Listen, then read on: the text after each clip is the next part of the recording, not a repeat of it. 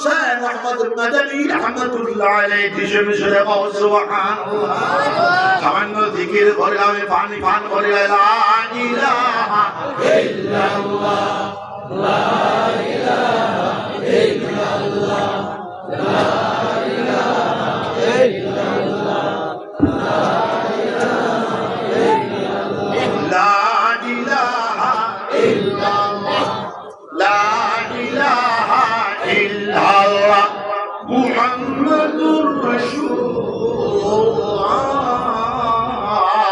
৬২ ইংরেজি 1963 ইংরেজি 1964 ইংরেজি 1965 ইংরেজি এখন যে অবস্থান তার থেকে আরো ভয়াবহ ছিল তার মোকাবেলা করে বলছেন আমার বাশকারী শাহ রহমাতুল্লাহ আলাইহি আল্লাহকে দোয়া করবাই সুবহানাল্লাহ আমার বদরপুরি শাহ রহমাতুল্লাহ আলাইহি মোকাবেলা করছেন আমার আব্বা জান কাবিলপুরি শাহের মোকাবেলা করছেন সুবহানাল্লাহ আপনারা জানেন আরে মুসলমান अगर तरक्की करना चाहते हो तो अपने शानदार माजी को जानो आज नहीं तो खाली वाज हो किस्सा कहानी मुसलमानों शानदार अति সম্পর্কে কথা জানে তো চালিহার মন্ত্রী সভা মুখ্যমন্ত্রী চালিয়া বদরপুরি সাহেব রহমাতুল্লাহ আলাইহি 35 বছর বিদায় সুরে সুবহানাল্লাহ বাঙ্গাল খাদা হইয়া এলপুর খাদাটা কি বেকারো খাদা আসামি মানুষের সব সময় খাদা দেয় আরো তাইয়াব থাকো আরো খাদা দিব কিন্তু পারবে না ইনশাআল্লাহ পারবে না চলেন হুঙ্কার ছেড়ে দিব আমরা খালু ফিন্দিছি না সুরে সুবহানাল্লাহ বুঝছো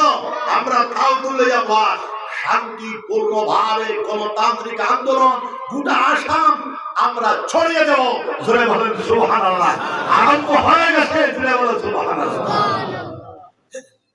তখন বাঙ্গাল কাদা এলপুর কাদা থেকে আরো এক ডিভাইড বদরপুরি সাহেব যখন বিতর্ক হরতাম মুখ্যমন্ত্রী সহ সব খালি ফুটবল লাগিয়ে দিতা আমরা লাগান খুশি ধরা বলবি এরপরে বিতর্ক যখন হইছে মুখ্যমন্ত্রীর প্রশ্ন করল শেয়াল লইয়া উঠে গেছেন মাথা হবেনি শেয়াল লইয়া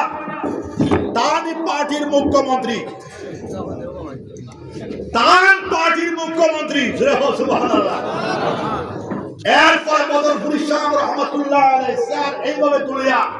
মুখ্যমন্ত্রীর দিকে দৌড়িয়া গেছেন মাথা করিতে আবা কতখানা মুকুল ভাটা আজ বেটার বাড়ি বদরপুর না আমি বাড়ি এসেছিলেন তার গ্রামে আমি 2 লাখ মানুষের সামনে বক্তব্য রাখিয়েছি 11টা থেকে 12টা দুগো তিনগো উঠা উঠে করে কইছি গলা ফাটাই নেব এর ভাবে আমি দাঁড়া গেছে বাপ সাইজে কইছি গলা ছাড়াই দিছি আপনারা খারাপ পাইলেনি বাপ করে দাও গরম মানুষ আমার বাপ ও গরম আমি বাদরদের রিপোর্ট লইছি তারা খুশি হইছে বড় সাহেবজাদা আল্লামা আসাদ বানাই রাহমাতুল্লাহ আলাইহি গোল্লা লইয়া আইতা কইছেন ভারতটা কি আর গোল্লা লইয়া আইবার মান নাই গোবিন্দপুরি সাহেব গোল্লা লইয়া আইছে ওয়েন্ডা সবে কইছে ও সাহেব আমি 25 বছর থেকে এডুকেশনাল পিস মানবতা সম্পর্কে ভাষণ তো 62 63 64 নয়া যুব প্রজন্ম জানতে না মাওলানা আব্দুল জলিল হিসাবে জানবা একটা কি ভয়াবহ এখনো আমি তো বিদায় কইতাম না যদি আমি হুনাই দাঁড়াই যাই মই মাস্টার সাহেব সাজু সাহেব আমিনুল সাহেব আমি সবকে হারাই সবকে একেবারে মাটি ফেলাই দিব ইনশাআল্লাহ কিন্তু আমি দাঁড়াইতাম না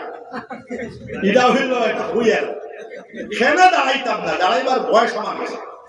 এখন আমার বয়স ৬৭ বয়স গেছে আর আমি তরিকা দর্শী বাসখান্দির সাগর আর ৮০% হইল প্রেম ভালোবাসা আর বাসখান্দির সাহেব আপনারা হয়তো মনে করছেন ঠান্ডা তাইও মনে ফসুয়ার ইগুন দিয়ে খালি লড়া হলো ফসুয়ার মানের লগে গুছা করে বাসু উঠিয়েছে আস্তা কসুয়া বাসিয়ে তাদের বলছে আপনি মেহরবানি করে দিলেন না তোমরা কসুয়া আমি আর কোনোদিন দিতাম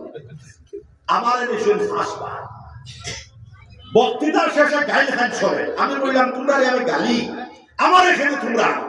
বেলে আমরা গাইল বলে খাইবার লাগিয়ে বাসান্দি সাহেব গুসা করে গেছো